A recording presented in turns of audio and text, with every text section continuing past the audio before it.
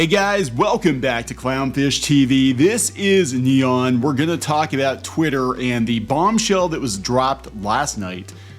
That Twitter was indeed shadow banning people. Can you imagine my shock? All the shock in the world that Twitter was actually shadow banning people, mostly people that are on the political right, although I'm sure there are exceptions. I'm sure people were being shadow banned for various reasons. But what was really surprising was that Twitter actually had dedicated teams of employees overseeing these shadow bans. And this is something that flies in the face of everything that we were told, that Jack Dorsey even testified under oath that Twitter does not censor or shadow ban people. They don't censor or shadow ban conservatives, but we are finding out now that no, this is 100% the case. Imagine that. People were told for years, there's no such thing as shadow bans. You're just crazy. Or maybe it's just, they're kind of limiting your account for other reasons, but it has nothing to do with politics. We're going to talk about this because this has, far-reaching implications for people that aren't that political, actually. There are certain people I follow on Twitter that are creatives who have been complaining that their stuff is not getting seen. Now, creatives are always upset when their stuff isn't getting seen because they want to sell more stuff, right? But in some cases, I think they might be very right. And it might have just taken one or two tweets that were considered wrongthink to get put on a shadow ban list. And now Elon Musk is proposing that, they're still going to limit accounts and limit reach, but they're going to tell you why. And that's the biggest problem I have. It's kind of the same with the allegations toward Indiegogo and Kickstarter suppressing or shadow banning accounts. And I think there's some weirdness going on at YouTube too. I'll be honest, I do. And my thing is, like, if somebody is breaking a rule or people at that platform think that someone's content is dicey, I think they at least have the right to know why. What am I doing wrong? If I can't post XYZ thing on your platform, then you need to tell me. But what we're finding out is that it's subjective. It's basically, if the team, the shadow ban team, didn't like you for whatever reason, you might not be technically breaking rules, but they can still put you on a list. So we're going to talk about all of this. Before we get into it any further, please subscribe for more pop culture news, views, and rants, guys. Over 282, almost 283,000 subs on YouTube. Please smash the subscribe button, the like button on YouTube. I don't know if we're shadow banned on YouTube. I don't think we are. I really don't think we are. I have noticed, though, on YouTube that if we talk about certain topics, our traffic takes a hit for a day or two. If we stay in our lane, we're fine. If we deviate from that or we talk about certain things that are verboten or certain celebrities that are verboten, then it seems like we have a couple of days where we are throttled, where our content is not suggested. So I think there's some stuff going on there too. And this is like, look, we actually have a pretty good relationship with YouTube. We have a handler over there. Things are fine from that point of view. As far as I know, we're not in any danger of, strikes or losing our channel or all that jazz. But I do think that there are some things in place even over there that might dampen someone's channel. And if you're constantly talking about politics or people they don't like, then I think your channel definitely gets dampened. And it's so funny because you go out to Twitter and you have a lot of people like Twitter rewards people for talking about right-wing politics. I'm like, that actually could not be further from the truth. In fact, if your channel is too political, I can almost guarantee you're not going to get found organically. You're going to have to, tell people about it through other channels or boost your videos or something to get found. I'm just saying, just personal observation. We don't really get that political here, but I know anytime we've strayed into something that would be considered political territory, whether it's like, celebrities not taking a vaccine or whatever, all of a sudden our traffic goes down for a couple of days. So I do think that there's something similar in place at YouTube. Now, as far as I know, they haven't gone under oath. They haven't testified and said that that's not the case. Now, Jack Dorsey might be in some deep doo-doo because he flat out said there's no such thing as shadow bans. We don't do that at Twitter. And here it is. So Barry Weiss put this up. And Elon Musk addressed the situation and said, yeah, we're still going to dampen some accounts, make them moist, but we're going to tell you why in the future. So Barry Weiss, thread, the Twitter Files Part 2, Twitter's secret blacklist. A new Twitter Files investigation reveals that teams of Twitter employees build blacklists, prevent disfavored tweets from trending, and actively limit the visibility of entire accounts or even trending topics, all in secret without informing users.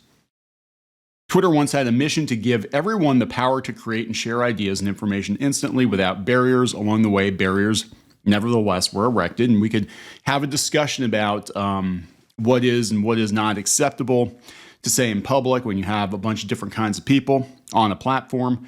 The problem Elon Musk is going to have, and it is a legitimate problem, regardless of whether or not you're pro, free speech, is he also has to attract advertisers and normies. And it's going to be hard to attract advertisers and normies if, like he said before, Twitter is a free-for-all hellscape. So here's the thing. I think you should be allowed to say what you want to say, but you might get quarantined. But I think if they quarantine you or dampen your account or whatever, they do need to tell you why. They can't just mute your account and be like, what did I do? It needs to be like, oh yeah, remember all those Hitler memes you posted? Yeah, that's why. That's why we're kind of throttling your account. You're in timeout for a month or whatever until we feel comfortable letting you speak again freely again or whatever. Take, for example, Stanford's Dr. J. Is it Bhattacharya, who argued that lockdowns would harm children. Twitter secretly placed him on a trends blacklist, which prevented his tweets from trending. Yes, lockdowns harmed a lot of people mentally. There are people that literally killed themselves because they couldn't take being cooped up in their houses anymore. And we can argue as to how effective it ultimately wound up being. Of course, this guy here, can you even utter his name on YouTube without getting banned? A popular right-wing talk show host. He was slapped with a search blacklist. Here's a conservative guy, do not amplify. I was told not to amplify. Twitter denied that it does such things in 2018. Twitter's Vijaya Gadde, the head of legal policy and trust, and Kayvon Bakepor, head of product, said, we do not shadow ban. They added, and we certainly don't shadow ban based on political viewpoints or ideology. Again, Jack Dorsey testified under oath. They don't censor. They don't shadow ban. What are you talking about? No, we don't do that. Not at all. Is this why they fought so hard to keep Elon Musk out of Twitter? Because it's all just coming out. It's all coming out now. What many people call shadow banning, Twitter execs and employees call visibility filtering, or VF. Multiple high-level sources confirmed its meaning. Now, that is actually pretty common practice on message boards and that sort of thing. You have people that are just assholes, basically, and you don't want them harassing the other users, especially if the forums are like paid forums or something like that, right? But they need to at least tell you. In my opinion, they need to tell you what the infraction was. And here's what we're going to find out. Some of the infractions were not actual infractions. They didn't violate Twitter's TOS. They basically were just nebulous reasons like, yeah, we don't like this person, so we're just going to kind of low-key shadow ban them. Think about visibility filtering as being a way to suppress what people see to different levels. It's a very powerful tool, one senior Twitter employee told us. VF refers to Twitter's control over visibility.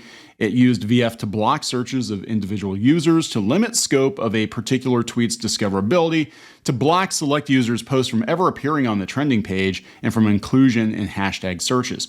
So you have to wonder how popular people actually are if certain people are being shadow banned or blacklisted for whatever reason. Would we actually find out that, certain content creators are way, way, way, way more popular with normies, even on Twitter, but you wouldn't think it because they're being suppressed, All this without users' knowledge. We control visibility quite a bit, and we control the amplification of your content quite a bit, and normal people do not know how much we do. And this is coming from a Twitter engineer. Other Twitter employees confirmed it. The group that decided whether to limit the reach of certain users was the Strategic Response Team and the Global Escalation Team, or CERT-GET. It often handled up to 200 cases a day. But there existed a level beyond official ticketing, beyond the rank and file moderators following the company's policy. That is the Site Integrity Policy, or Policy Escalation Support, SIPPs. Sippy Cup. Sippy Cup. The secret group included the head of legal, which would be that Vijaya Gaddy, who was one of the first ones to get shit canned when Elon Musk took over, by the way. Yoel Roth, who was another one who was complaining about, Yahtzees in the White House, so obviously not an unbiased individual. Subsequent CEOs Jack Dorsey, who lied under oath, and Parag Agrawal, who was a waste of space. This is where the biggest, most politically sensitive decisions got made. Think high follower account, controversial. Another Twitter employee told us for those, there would be no ticket or anything. So basically, if you were a big account, like they pull up libs of TikTok, getting national attention, having over 1 million followers, and having an inordinate amount of influence, and you were a wrong thinker, you would be shadow banned. One of the accounts that rose to this level was Libs of TikTok, an account that was on the Trends blacklist and was designed as do not take action on user without consulting with SIPPs. The account, which Shaya Raichik began in November 2020, now boasts over 1.4 million followers. It was subjected to 6 suspensions in 2022. She got doxxed and everything. She got doxxed. And Twitter repeatedly informed her that she had been suspended for violating Twitter's policy against hateful conduct. Now, to be clear, Twitter did not dox her. A journalist doxed her. I think that journalist, that was one of the Amber Heard people. I think she rage quit Twitter or something when Musk took over. What's really interesting, too, is they can read your direct messages. So I have to wonder, how many of these journos or how many of these people conspiring on Twitter, trying to dox people on Twitter, how many of them actually have their direct messages, out in the open for Elon Musk's Twitter team to take a look at and be like, oh, damn, you tried doxing this person, you tried harassing this person, you tried, plotting harm against this person using our platform. That's not good. An internal SIPPs memo from October 2022, after Libs of TikTok's 7th suspension, said that Libs of TikTok has not directly engaged in behavior violative of the hateful conduct policy. So didn't do anything specifically wrong, but the committee justified her suspension internally by claiming her posts encourage online harassment of hospitals and medical providers by insinuating that gender-affirming healthcare is equivalent to child abuse or grooming. So she didn't break any rules per se, but she had the wrong opinion on this particular topic, and Twitter just didn't want anything to do with it. Compare this to what happened to Raichik herself when she was doxxed on November 21st. A photo of her home with her address was posted in a tweet that garnered more than 10,000 likes. She told Twitter their address had been disseminated. She says Twitter support responded with this message. We reviewed the reported content and didn't find it to be in violation of Twitter rules. No action was taken. The doxing tweet is stalled. We actually had somebody threaten harm against our kids on Twitter before. Literally threaten harm, like, oh yeah, I should punch our kids or I should find their kids and hit them. And we actually reported that and they did nothing. They're like, we didn't think it was in violation because they were just kidding.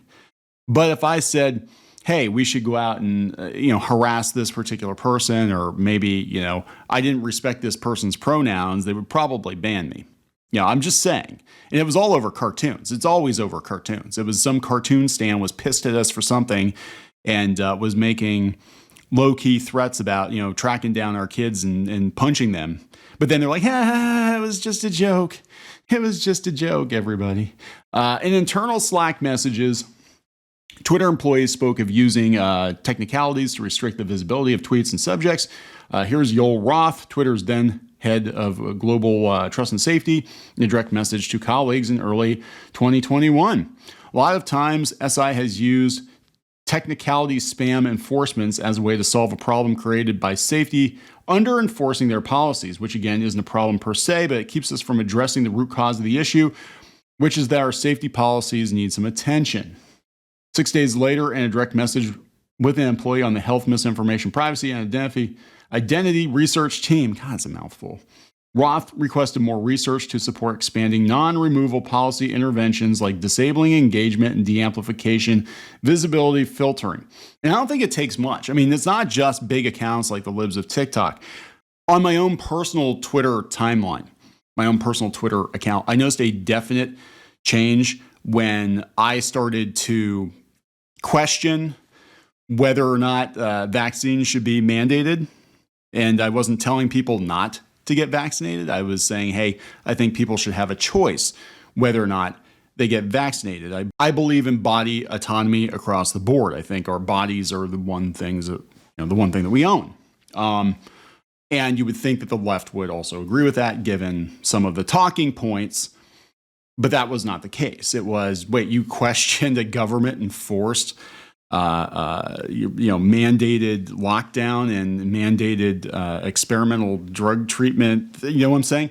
And I noticed after I expressed my concerns and cited some examples I'd seen in real life of people having side effects, nothing, weird, nothing like, oh my God, it's Satan in a syringe or anything like that. Just like, hey, I know some people that had some side effects. In one case, I had a friend of mine pass away from a blood clot, which I believe was connected to it. And my wife had all kinds of issues. And we have other people since then that have had issues. And I was just like, hey, I think that people should have a choice. Knowing these things, people should have a choice. And that's all it took. And my account seemed like it got dampened. I wasn't, actively, beating the drum every day. I wasn't, but I noticed that I was not going up followers. People weren't seeing my tweets. So I think I got put on some kind of a list for a while. So Roth wrote, the hypothesis underlying much of what we've implemented is that exposure to misinformation directly causes harm. We should use remediation to reduce exposure, and limiting the spread virility of content is a good way to do that. We got Jack on board. Jack, who testified that these weren't a real thing. Shadowbans weren't real. We got Jack on board with implementing this for civic integrity in the near term, but we're going to need to make a more robust case to get this into our repertoire of policy remediations, especially for other policy domains. There's more to come on this story, which was reported by all these people here. The authors have broad and expanding access to Twitter's files, probably via Elon Musk. The only condition we agreed to was the material would first be published on Twitter. We're just getting started on our reporting. Documents cannot tell the whole story here. A big thank you to everyone who has spoken to us so far. If you're a current or former Twitter employee, I'd love to hear from you. So this is really interesting. Yeah, I love this. Some random nerd with database access always has all the power. Some of the companies I've worked at, that was the case. So here's what Elon Musk is supposedly going to do about it. He says working on a feature to show users if they've been shadow banned. Now, not a lot of mainstream media outlets are covering that bombshell, and which I actually think is a bigger bombshell than the laptop stuff. The fact that Twitter actively suppressed and shadow banned accounts while claiming they didn't suppress and shadow ban accounts. And that's across the board. You don't have to be some like far right political, talking head or whatever. It seems to me that if you say one wrong thing on Twitter, you get banned. You get shadow banned. So Musk says Twitter is developing a feature that will show users if they've been shadow banned. Shadow banning generally makes a user's profile and post more difficult to find, but the user is unaware this has happened. Except Jack Dorsey apparently is unaware that it happened too. Musk said the software will show users the reason for the ban and instruct them on how to appeal against the decision. I agree with this. I think in some cases, if people are posting clearly dangerous stuff, right? I think that you as a site owner have the right to, because it is a private company, you have the right to suppress that. But I think you should at least tell them what they did wrong. And that's the biggest problem I have with social media across the board, whether it's Twitter or Facebook or YouTube or whatever, is people have restrictions placed on their accounts or they get kicked off of a platform and they're never told why. Just, you broke the rules. Well, what are the rules? I don't know. He stole a fizzy lifting drink. That's what happened. I don't know. The Twitter CEO said in a tweet, Twitter is working on a software update that will show your true account status so you know clearly if you've been shadow banned, the reason why, and how to appeal. People have had to guess if they're shadow banned. There are third-party apps that you can use, but they're not completely accurate. And, I've gotten mixed results. Again, it just depends. And I think it should have a countdown too. I think it should be like, hey, you're shadow banned. You've got 6 days left on your ban or whatever. Twitter did not immediately respond to a request for comment from Insider. The announcement followed the release of episode 2 of the Twitter Files, and they talk about the secret process. And they don't really go into a lot of detail. Obviously, the New York Post, which has been on the receiving end of this crap, does have a pretty lengthy article on the situation. And that's kind of funny. I think Barry Weiss, didn't she used to date Kate McKinnon? I think she used to date Kate McKinnon from Ghostbusters 2016. But that's a small world, really is. But yeah, so this is a big deal. This is a big deal because I think this is the first domino that gets knocked over when we start to realize that every other platform does the same thing. Again, they are private companies. They can do what they want to do, but so can Elon Musk. He can run his company the way he wants to run it. And if he wants to make all of this previously hidden information public, he's well within his rights to do it. He paid $44 billion for this piece of shit. He can do with it what he wants to do. If you don't like it, you can go someplace else where they will shadow ban your enemies or your perceived enemies. But just be careful, because chances are pretty good one of these days you'll say the wrong thing too, and you will be on the receiving end of a shadow ban. And I'm not going to feel too bad for you. Going to wrap it up. Please subscribe for more pop culture news, views, and rants, guys. We'll talk later.